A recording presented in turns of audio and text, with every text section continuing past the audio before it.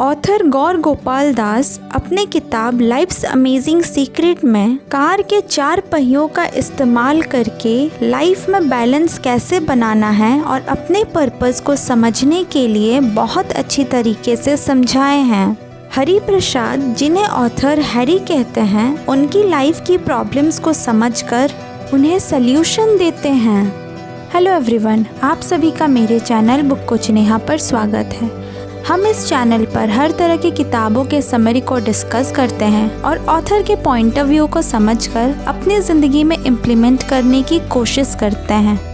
ऐसे ही ढेर सारे किताबों के बारे में जानने के लिए हमारे चैनल को लाइक करें और सब्सक्राइब करें। Let's start. Forgetting the keys. खुशी संपत्ति में नहीं रहती, सोने में नहीं रहती, खुशी आत्मा में रहती है। जैसे ही आप सफल हो जाएं, खुशी की चाबियां ना भूलें। ऑथर गौर गोपाल दास और उनके दोस्त हैरी आपस में बात करते हुए एक दूसरे को जानने की कोशिश करते हैं। हैरी ऑथर को अपनी गाड़ी में उनके आश्रम तक छोड़ने जा रहे थे और मुंबई के ट्रैफिक में फंसे हुए अपनी अपनी कहानियां आपस में शेयर करने लगते हैं। गोपाल दास हैरी को प्रेज करते हुए कहते हैं कि वो अपने लाइफ में इतना सक्सेसफुल होने के बावजूद भी अपनी खुशियों की चाबियां को नहीं खोया है। एक्सटर्नल अचीवमेंट पर अपना ध्यान केंद्रित करना और ये भूल जाना कि हम अपने जीवन की एस्पेक्ट से खुश हैं या नहीं, ये सबके लिए बहुत आसान है। लाइफ का सबसे बड़ा सीक्रेट है बैलेंस।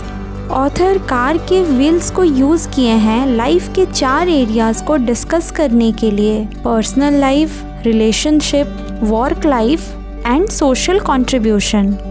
उनका कहना है कि हमारे लाइफ का स्टीयरिंग व्हील है स्पिरिचुअलिटी। अगर हमारे कार के चारों पहिए में प्रेशर ठीक हो लेकिन स्टीयरिंग व्हील ही नहीं हो तो हम अपने डेस्टिनेशन तक पहुंच ही नहीं सकते। ठीक वैसे ही लाइफ में बैलेंस बनाने के लिए स्पिरिचुअलिटी का होना बहुत ज़रूरी है। ये हमें हमारी डेस्टिनेशन तक पहुंचा देगी। Seeing beyond the obvious. Gopal Das कहते हैं, हर इंसान अपने मुस्कुराहट के पीछे कोई ना कोई व्यक्तिगत संघर्ष से गुजर रहा होता है जिसके बारे में हम कुछ नहीं जानते। नेल्सन मंडेला ने कहा था कि खुद के प्रति ईमानदार रहें। यदि आपने खुद को नहीं बदला तो आप कभी भी सोसाइटी पर प्रभाव नहीं डाल सकते। इंटीग्रिटी, ऑनेस्टी, ह्यूमिलिटी के साथ सोसाइटी में पीस मेंटेन किया जा सकता है। आप अपने ज़िंदगी में कितना भी सफल हो जाएं, लेकिन अपनी खुशियों को कभी मत भूलना। The journey begins. आपकी प्रॉब्लम को सुनने और डिस्कस करने के लिए एक फ्रेंड का होना सल्यूशन को ढूंढने का शुरुआत होता है। हैरी अपने लाइफ की प्रॉब्लम से परेशान होकर गोपाल दास को पूछते हैं कि उन्हें क्या करना चाहिए। गोपाल दास चुपचाप होकर पूरी ध्यान से अपने दोस्त हैरी के प्रॉब्लम को सुनते हैं और समझने की कोशिश करते हैं। वो कहते हैं कि उनका कोई भी एडवाइस मैजिक वर्ड्स की तरह लिया जाएगा जो शायद ही गारंटेड रिजल्ट्स देगा। किसी पर भी आंख बंद करके भरोसा करने से अच्छा है अपनी चॉइसेस बनाएं। लाइफ में चॉइसेस बनाना ज़रूरी है। जैसे हम किसी भी शॉपिंग मॉल में जाते हैं तो सेल्समैन हमें सारे प्रोडक्ट्स दिखाता है, उसके प्रोज और कॉन्स भी बताता है, लेकिन फाइनल डिसीज़न हमारा ही होता है और वो हमारी रिस्पॉन्सिबिलिटी है। हमें अपने डिसीजंस खुद बनानी चाहिए। गोपाल दास कहते हैं कि सबके लाइफ में 3 चीज़ें कॉमन हैं। हम सब अपने लाइफ में स्टक हैं, हम सबकी एक जर्नी है जिसे हमें कंप्लीट करनी है, हम सबको एक डेस्टिनेशन पर पहुंचना है। हमारे माइंड में ट्रैफिक जाम है, जैसे रोड पर ट्रैफिक जाम होता है, और ये हमें हमारे ट्रू पोटेंशियल तक पहुंचने से रोकता है। वो बताते हैं कि ये ट्रैफिक को क्लियर करने का प्रोसेस उनके लाइफ में 22 साल पहले शुरू हुआ था, जब वो मॉन्क बनने के लिए अपने घर से भागे थे। खुश रहने के 4 प्रिंसिपल्स हैं जो हर इंसान पर अप्लाई होता है, चाहे हम मॉन्क हो या मैरिड हो। यंग हो या ओल्ड हो, रिच हो या पुअर हो, रिलीजियस हो या ना हो, ये किसी भी नेशनलिटी, रेस, जेंडर या फिर प्रोफेशन पर डिपेंडेंट नहीं है। Wheel 1, personal life, growing through gratitude. Positivity को ढूंढना चाहिए और ग्रैटिट्यूड के प्रिंसिपल्स को जीना चाहिए। हमारा आँख हमारे आत्मा के लिए एक खिड़की की तरह है। माइंड में ट्रैफिक होने का मतलब हम दुनिया को वैसे देखते हैं जैसे हम देखना चाहते हैं। हम चीज़ों को वैसे नहीं देख पाते जैसे वो हैं। जैसे सनग्लासेस पहनकर दुनिया पूरी ब्राइट लगती है, लेकिन असल ज़िंदगी में ये सनग्लासेस के बिना डल और लाइफलेस है। चीज़ें अच्छी भी हो सकती है और ख़राब भी, लेकिन हम क्या देखना चाहते हैं ये हमारी पर्सनल चॉइस है। क्या हम पॉजिटिव देख रहे हैं या फिर नेगेटिव, ये भी हमारी ही चॉइस है। गोपाल दास पॉजिटिव होने के लिए बताते हैं। वो कहते हैं कि अगर हमारे आसपास बहुत सारी पॉजिटिव चीज़ें हो रही है तो हमें उस पर फोकस करना चाहिए। हमें अपने माइंड को ऐसे ही ट्रेन करना चाहिए कि पॉजिटिव पर फोकस करें और नेगेटिव के साथ डील करें। एक बार गोपाल दास के दांत में जीरा फंस गया था और वो बहुत परेशान हो गए थे। वो अपनी जीभ से उसे निकालने की कोशिश कर रहे थे और उनकी जीभ बार बार दांत पर ही चली जा रही थी। हमारा माइंड भी हमारे टंग की तरह ही है। वो नेगेटिव चीज़ों पर जल्दी ध्यान देने लगता है। लाइफ में प्रॉब्लम से डील करना इजी नहीं है, लेकिन हमें प्रैक्टिकल सल्यूशन निकालना होगा। ग्रैटिट्यूड पर फोकस करना चाहिए। ग्रैटिट्यूड एक स्टेट ऑफ माइंड है जिसे डेवलप किया जा सकता है और ये हमें अनलिमिटेड पॉजिटिव एनर्जी के तरफ भी ले जाता है। ग्रेटफुल होने के 2 स्टेप्स के बारे में गोपाल दास बताते हैं। पहला, ये रियलाइज़ करें कि दुनिया में बहुत कुछ अच्छा है और हमें सब कुछ अच्छा ही मिला है। दूसरा, कि अच्छाई कहीं और से आ रही है, जैसे फैमिली, फ्रेंड्स, नेचर या फिर गॉड। हमारे पास अनग्रेटफुल से ज़्यादा ग्रेटफुल होने के रीजंस हैं। इन ग्रैटिट्यूड का मतलब सारे ब्लेसिंग्स को भूल जाना और अच्छी चीज़ों को इग्नोर करना। पॉजिटिव और हैप्पी रहने का एक ही चाबी है, ग्रैटिट्यूड। जो लोग खुश हैं वो ग्रेटफुल नहीं हैं, बल्कि जो ग्रेटफुल हैं वही अपने लाइफ में खुश हैं। प्रेश पॉज। ऑथर कहते हैं कि थोड़ी देर रुककर ग्रैटिट्यूड प्रैक्टिस करना चाहिए और ये हमें हमारे लाइफ में कांस्टेंट करते रहना चाहिए। जब हम थैंकफुल होते हैं जो हमारे पास है उसके लिए, तो हम और ज़्यादा रिसीव करते हैं। गोपाल दास कहते हैं कि हमें हमारे माइंड के मसल को ट्रेन करना चाहिए। किसी के लिए ग्रैटिट्यूड नेचुरल डिस्पोजिशन है और किसी और के लिए कॉन्शियस प्रायोरिटी। लेकिन किसी भी मसल की तरह हम या तो उसे यूज़ करें या लूज़ करें। हाईएस्ट लेवल में ग्रैटिट्यूड प्रैक्टिस करने के बाद हमें ग्रैटिट्यूड प्रैक्टिस करने की ज़रूरत नहीं होती। हम ग्रैटिट्यूड में ही जीते हैं। ग्रैटिट्यूड 3 प्रिंसिपल पर आधारित है: recognise, remember, reciprocate. Thank you word में बहुत पावर है। जब हम फील करके थैंक यू बोलते हैं तब हमारे एक्शन में भी दिखाई देता है। Why worry, practice spirituality. जब चीज़ें आपकी कंट्रोल में नहीं हैं तो कुछ भी आप नहीं कर सकते, फिर चिंता क्यों करना। अपने आप को उन चीज़ों से डिटैच करना सीखें जो आपके कंट्रोल में नहीं है। अगर कोई चीज़ अभी गलत लग रहा है तो समय के साथ वो सही लगने लगता है। कोई भी सिचुएशन हो, सबसे पहले एनालाइज करें कि क्या ये मेरे कंट्रोल में है। जवाब कुछ भी हो, लेकिन रिप्लाई होना चाहिए व्हाई वरी। सबसे आसान तरीका अपने लाइफ में क्लैरिटी लाने का है। उन लोगों से गाइडेंस लेना शुरू करें जिनके पास क्लैरिटी हो। किसी भी सिचुएशन में अपने आप को काम रखने के लिए स्पिरिचुअलिटी का प्रैक्टिस करना ज़रूरी है। इससे आपको स्पिरिचुअल स्ट्रेंथ मिलेगा। स्पिरिचुअल प्रैक्टिस हमारे हैप्पीनेस का फाउंडेशन है। ये हमें बुरे वक्त में गाइड करती है और अच्छे वक्त में ग्राउंडेड रखती है। मेडिटेशन हमें हेल्प करता है हमारे डर, गुस्सा और वरी से हील होने के लिए। 3 तरह के कनेक्शन है स्पिरिचुअल प्रैक्टिस के। आउटसाइड आवरसेल्व्स, हम अपना ज़्यादा समय बाहरी दुनिया में स्पेंड करते हैं कनेक्ट करने के लिए, जैसे नेटवर्किंग, रिलेशनशिप, वर्क।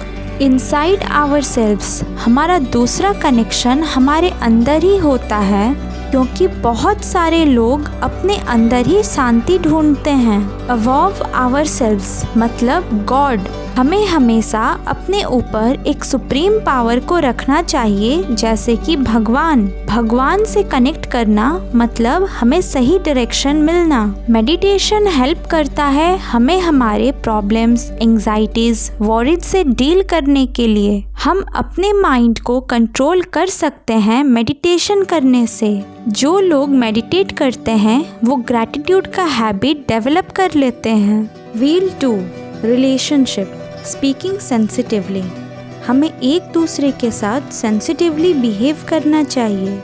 जीवन के प्रति हमारा एटीट्यूड इस बात को दर्शाता है कि हम अपने रिश्तों में कैसा व्यवहार करते हैं। हमें दूसरों के प्रति रिस्पेक्ट होनी चाहिए, क्योंकि उससे पता चलता है कि हम कितना सेंसिटिवली ट्रीट करते हैं। रिलेशनशिप में अटेंटिव होना भी एक बहुत क्रूशियल पार्ट है। कभी कभी लोग पब्लिक में अलग तरीके से बिहेव करते हैं और प्राइवेट में अलग। हर किसी का एक फैसिनेटिंग स्टोरी है जो हमें नहीं पता है। हमें दूसरों को वैसा ही सोचकर ट्रीट करना चाहिए जैसे हम सोचते हैं कि वो व्यक्ति हमें ट्रीट करे। बहुत ज़्यादा बुरा व्यवहार करने से हम अपना रिलेशन खुद ही खराब करते हैं। गोपाल दास अपनी एक लर्निंग को शेयर करते हुए बताते हैं कि जैसे हम बेजान चीज़ों को डिसरिस्पेक्ट देते हैं, जैसे उन्हें फेंक देना, तोड़ देना या फिर पैरों से किक करना, वैसे ही हम लोगों को भी ट्रीट करने लगते हैं और उन्हें खुद से दूर कर देते हैं। इनसेंसिटिविटी हमारे जनरल एटीट्यूड का पार्ट बन जाती है और हम बेजान चीज़ और इंसान में फ़र्क नहीं कर पाते हैं। ये सब यूनिवर्स से कनेक्टेड हैं। हमारे लाइफ का एस्पेक्ट्स इंटीग्रेटेड है। अगर हमारी मेंटालिटी चीज़ों को लेकर ऐसी ही रहेगी तो हम अपने रिलेशनशिप को भी खराब कर देंगे। वर्चुअस विज़न, दूसरों को समझने के कई तरीके हैं। हमें वो चुनना शुरू करना चाहिए जो पॉजिटिव है और नेगेटिव को अवॉइड करना चाहिए। अलग अलग तरह के लोग होते हैं, जैसे अ person who cannot see good at all. ये ऐसे लोग होते हैं जो सिर्फ बुराइयां ढूंढते हैं और लोगों को नीचा दिखाने की कोशिश करते हैं। A person who sees both good and bad but neglects the good. ये लोग सही और गलत दोनों देखते हैं, लेकिन अच्छाई को छोड़कर बुराई पर फोकस करते हैं। ये लोग सिलेक्टिव चीज़ें चुनना चाहते हैं और अपनी माइंडसेट भी सिलेक्टिव कर लेते हैं। ये लोग सिर्फ नेगेटिविटी के बारे में ही सोचते हैं। Person who seize the good and the bad and is neutral. इस तरह के लोग गुड और बैड दोनों देखते हैं, लेकिन वो ना ही गुड पर फोकस करते हैं और ना बैड पर। ये लोग दूसरों से डिस्कनेक्टेड रहते हैं। इस तरह के लोगों का मिलना इम्पॉसिबल है।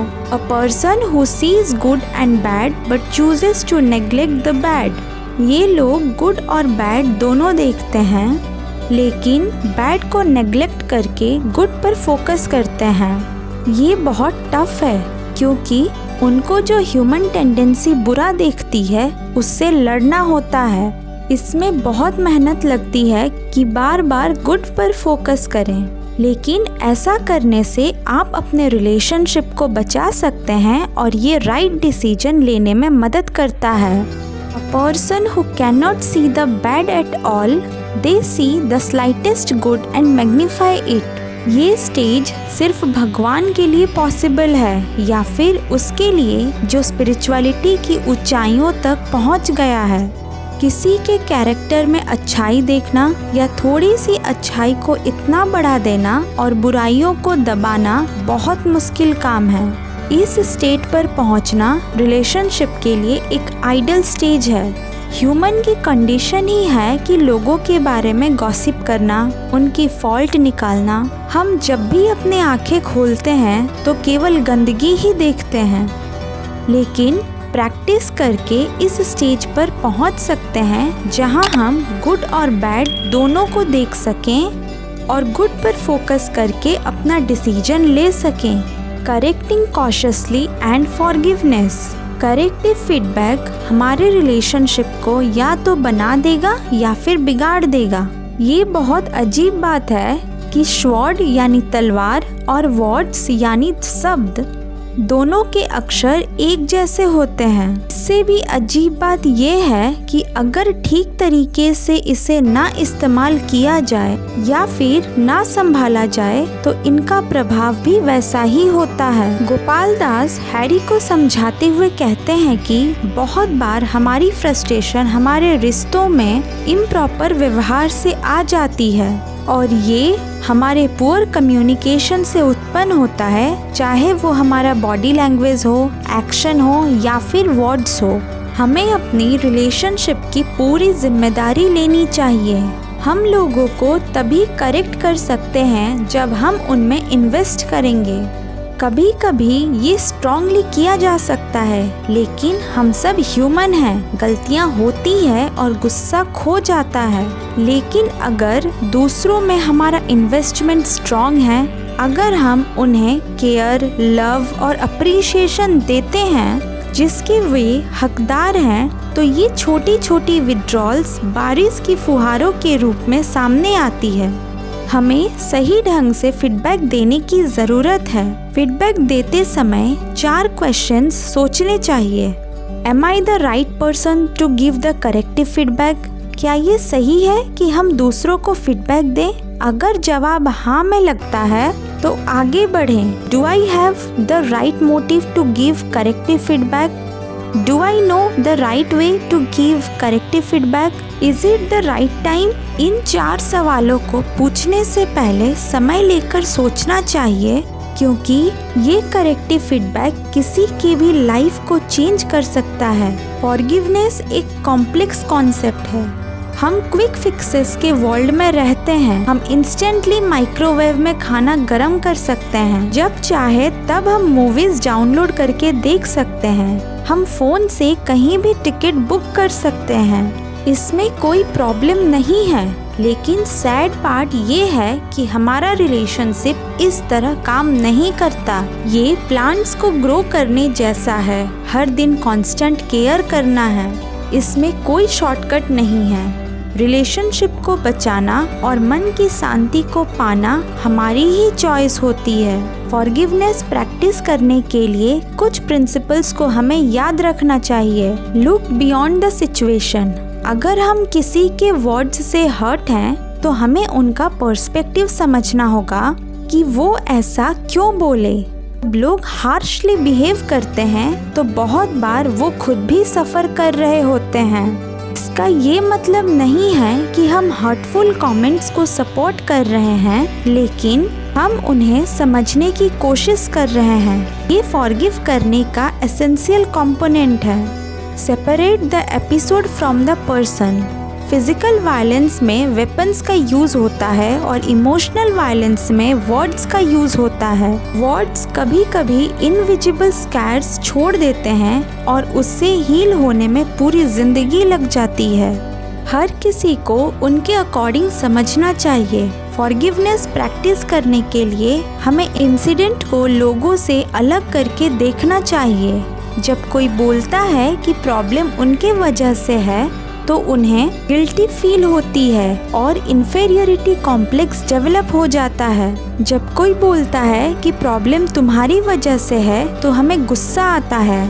दूसरों को ब्लेम करने से गुस्सा आता है। जब कोई कहता है कि ये प्रॉब्लम है, तब हम प्रॉब्लम को इंसान से अलग करके देखते हैं। इससे हम उस इंसान को फॉरगिव कर देते हैं और ये हेल्प करता है प्रॉब्लम से डील करने के लिए। Higher purpose. हर इंसान को अपनी चॉइसेस बनानी होती है। कोई भी किसी को नहीं बताता है क्या करना है, क्या नहीं करना, लेकिन गुड एडवाइस हमें ग्रोथ में हेल्प करता है। लोगों को अपनी प्रायोरिटीज पर फोकस करना शुरू कर देना चाहिए। फॉरगिवनेस का मतलब अपने नोट को हायर पर्पज तक लेकर जाना है। फॉरगिव करना बहुत डिफ़िकल्ट है, लेकिन ये करने से हम अपने रिलेशनशिप को सेव कर सकते हैं और उसमें पीस ला सकते हैं। फॉरगिवनेस का कॉन्सेप्ट बहुत कॉम्प्लिकेटेड है, लेकिन हमें इस कॉन्सेप्ट को एक्सेप्ट करके आगे बढ़ना होगा। Association matters. रिलेशनशिप के बिना लाइफ इमेजिन करना बहुत हार्ड है। हमारा रिलेशनशिप तब स्ट्रॉन्ग होगा जब उसमें स्पिरिचुअल कंपोनेंट ऐड करेंगे। हमारा एसोसिएशन हमारे सक्सेस का पार्ट है। हमारी एसोसिएशन हमें ऊपर उठा सकती है या बहुत नीचे गिरा सकती है। एसोसिएशन का मतलब जनरल इंटरेक्शन नहीं है। एसोसिएशन हमारी न्यूट्रल डीलिंग से ऊपर है। इसका मतलब कि हम दूसरों के साथ कितनी इंटीमेसी शेयर करते हैं। एसोसिएशन को 3 प्रिंसिपल्स में डिवाइड किया गया है: giving and taking, exchange of food with each other. दूसरा प्रिंसिपल हमें तीसरे प्रिंसिपल तक ले जाता है, जहां कॉन्फिडेंस में अपनी बात शेयर किया जा सकता है खाते समय। मतलब हम अपने दिल की बात शेयर करते हैं और दूसरों को सुनते हैं। Wheel 3, work life, competition crossroad. हम वर्क प्लेस पर खुद को खुद से compete और कंपेयर करने की वजह दूसरों से compete करते हैं। हर इंसान दूसरों से आगे निकलना चाहता है और जब वो ऐसा नहीं कर पाता तो गुस्सा हो जाता है। कंपटीशन एक माइंडसेट है जिसे हमें रीडिफाइन करना होगा। जब एक इंसान दूसरों की तरह या फिर उससे अच्छा बनना चाहता है लेकिन बन नहीं पाता है, तब उसे उसके प्रति खराब फीलिंग्स आती है और जेलसी होता है। हालांकि ये फीलिंग उसे अंदर ही अंदर खाता है, लेकिन उसका सेल्फ कंट्रोल होता है कि वो दूसरों को हार्म ना पहुंचा सके। लेकिन जब वो इस फीलिंग्स पर एक्ट करना स्टार्ट कर देता है, तब जेलसी एनवी में बदल जाती है।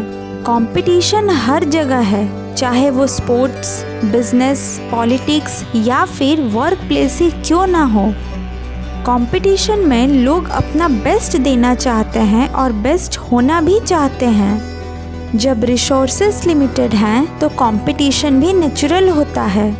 क्लोज्ड माइंडसेट वाले लोग दूसरों को बीट करके आगे बढ़ना चाहते हैं, लेकिन ओपन माइंडसेट वाले लोग खुद को डेवलप करके ग्रो करते हैं। उनका कंपटीशन वो खुद ही हैं। हमें ये लर्न करने की ज़रूरत है कि सिचुएशन को सही तरीके से कैसे डील कर सकते हैं। Self discovery and decoding spirituality at work. अपने लाइफ के पर्पज को समझने के लिए आपको सेल्फ डिस्कवरी के जर्नी में जाना होगा। अगर कोई एक चीज़ है जो आपके ग्रोथ का फाउंडेशन हो सकता है, तो वो खुद को अंडरस्टैंड करना है। आप खुद से तभी compete कर सकते हैं जब आपके पास आपके कैपेसिटीज़, पोटेंशियल और लिमिटेशन का क्लियर आइडिया हो।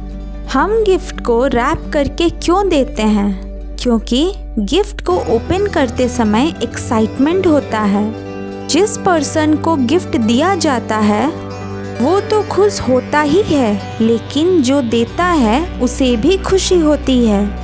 ठीक वैसे ही हर इंसान के अंदर कोई ना कोई स्पेशल टैलेंट होता है। हर इंडिविजुअल की कुछ यूनिकनेस है। अगर भगवान सारे टैलेंट स्ट्रेट अवे रिवील कर देते तो हम में कोई एक्साइटमेंट नहीं रहती। इसलिए गॉड हमारे टैलेंट, स्किल्स और पोटेंशियल को कवर करके भेजे हैं ताकि हम उसे डिस्कवर करें। Self discovery one time event नहीं है, बल्कि ये एक ऑनगोइंग इवोल्यूशन है। जैसे जैसे लाइफ आगे बढ़ती है, वैसे वैसे हम डिस्कवर करते जाते हैं कि हम क्या अचीव कर सकते हैं। हमें अपने ट्रू पोटेंशियल को डिस्कवर करने के लिए मल्टीपल लेयर्स को अनरैप करना होगा, और हर लेयर को अनरैप करते करते हमें लाइफ के छोटे छोटे गिफ्ट मिलते रहते हैं। ये जर्नी खुद ही बहुत एक्साइटिंग है और सेटिस्फैक्शन लाती है। अगर आप वो करते हैं जो आपको अच्छा लगता है तो आपको अपने जीवन में कभी भी एक भी दिन काम नहीं करना पड़ेगा। लाइफ के पर्पज को समझने के लिए एक जापानीज कंसेप्ट है जिसे इकिगाई कहते हैं।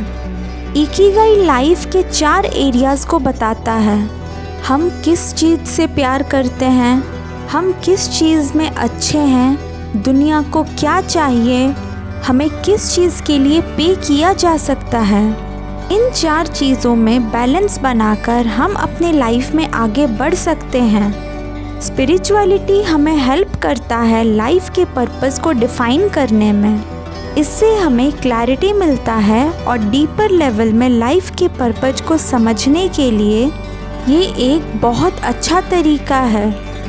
स्पिरिचुअलिटी प्रैक्टिस करने के लिए हमें मॉन्क बनने की कोई ज़रूरत नहीं है। ये एक बहुत बड़ा मिसकंसेप्शन है लोगों में कि स्पिरिचुअलिटी हमारे एम्बिशन को कील कर देता है। ये सोचना गलत है क्योंकि स्पिरिचुअलिटी बस हमारे मोटिव को चेंज करता है। ये सोचना गलत है क्योंकि स्पिरिचुअलिटी बस हमें हमारे एम्बिशन को अचीव करने में मोटिव को चेंज करता है। स्पिरिचुअलिटी हमें सक्सेसफुल बनना और दूसरों की हेल्प करना सिखाता है। ये हमें दूसरों को सर्व करने का रास्ता भी दिखाता है। Integrity and character. स्पिरिचुअलिटी हमें गुड कैरेक्टर बिल्ड करने में मदद करती है। जब हमारे वर्ड्स फेल होते हैं तब हमारा कैरेक्टर हमें बचाता है। लोगों को एक्शन लेने के लिए उनके हर्ट का इंस्पिरेशन मोटिवेट करता है। ऐसा इसलिए है क्योंकि हम जो कहते हैं उससे ज़्यादा हम जो करते हैं उससे लोग प्रेरित होते हैं और हम उन लोगों से इंस्पायर होते हैं जो सही तरीके से रहते हैं और जिनका कैरेक्टर अच्छा होता है। Feel 4 social contribution selfless sacrifice. या तो हम कम्प्लीटली सेल्फिश हो सकते हैं या फिर कम्प्लीटली सेल्फलेस। लाइफ सेल्फिश से सेल्फलेस बनने की जर्नी है। व्हील 4 हमें सेल्फलेस होना और सोशल कंट्रीब्यूशन करने के लिए बताता है। लेकिन ये समझना बहुत ज़रूरी है कि हमें दूसरों की मदद करने से पहले खुद की मदद करनी होगी। जब हम खुद से प्यार करेंगे तभी हम दूसरों को प्यार दे पाएंगे। हम अपना वेल्थ शेयर तभी कर पाएंगे जब हमारे पास वेल्थ होगा। हम दूसरों को होप तभी दे पाएंगे जब हम खुद के लिए होप फील करेंगे। कम्प्लीटली सेल्फलेस होना पॉसिबल है, लेकिन ये एक जर्नी है। Family first. सेल्फलेसनेस का फर्स्ट स्टेप फैमिली है। हम अपनी फैमिली चूज़ नहीं करते, ये हमारे लिए गॉड गिफ्ट है। वैसे ही जैसे हम अपनी फैमिली के लिए गॉड गिफ्ट हैं। सेल्फलेसनेस घर से शुरू होता है जिनसे हम प्यार करते हैं। हमें ये सवाल खुद से पूछना चाहिए कि हम उनके लिए क्या कर सकते हैं। क्या हम उन्हें फिजिकली और इमोशनली हेल्प कर सकते हैं। रिलेशनशिप घर पर अच्छे से तब वर्क करती है जब हर किसी को दूसरों से कम एक्सपेक्टेशन होती है और दूसरों को हेल्प करने के लिए एक्सपेक्टेशन ज़्यादा होती है। सेल्फलेसनेस घर से स्टार्ट होती है लेकिन वहाँ ख़त्म नहीं होती है। The nation narrative. हम अपने सेल्फलेसनेस के स्कोप को फैमिली के बाद भी इंक्रीज कर सकते हैं अपने कम्युनिटी और नेशन को सर्व करके। हमें सर्व करने वाला एटीट्यूड रखना चाहिए। हम सिर्फ खुद को सर्व नहीं करते हैं, हम खुद के साथ दूसरों की भी हेल्प करते हैं ग्रो होने में। जैसे हमारे सोल्जर हमें सेफ रखते हैं और हमारे सिविल सर्वेंट तो हेल्प करते हैं नेशन को चलाने में। Service brings Joy. जो भी सर्विस हम दूसरों के लिए करते हैं वो इस धरती पर रहने का एक रेंट है। जब हम अपने आप से और डिवाइन पावर से कनेक्ट करते हैं तब हमारी अंडरस्टैंडिंग और वैल्यूज़ ट्रांसफॉर्म हो जाती है। जब हम स्पिरिचुअलिटी प्रैक्टिस करते हैं तब हम लाइफ के हायर पर्सपेक्टिव तक पहुंच जाते हैं। स्पिरिचुअलिटी के द्वारा हम गॉड से कनेक्ट होते हैं। भगवान के लिए प्यार 3 चीज़ों में है। राइट एक्शन, हमें अपना प्यार करेक्ट एक्शन से एक्सप्रेस करना चाहिए। राइट इंटेंशन, हमारा इंटेंशन सेल्फलेस होना चाहिए। जब हमें सर्विस के बदले कुछ चाहिए होता है तब हमारे इंटेंशन सही नहीं होते हैं। राइट मूड, हमें उस वे में सर्व करना चाहिए जो हमारी ग्रोथ में फेवरेबल हो। हम भगवान से प्यार करते हैं तब हम वो दूसरों के साथ शेयर करना चाहते हैं। ऐसा इसलिए है क्योंकि एक पर्सन जब भगवान से कनेक्टेड होता है तो उसका हार्ट कंपैशनेट और एम्पैथेटिक होता है।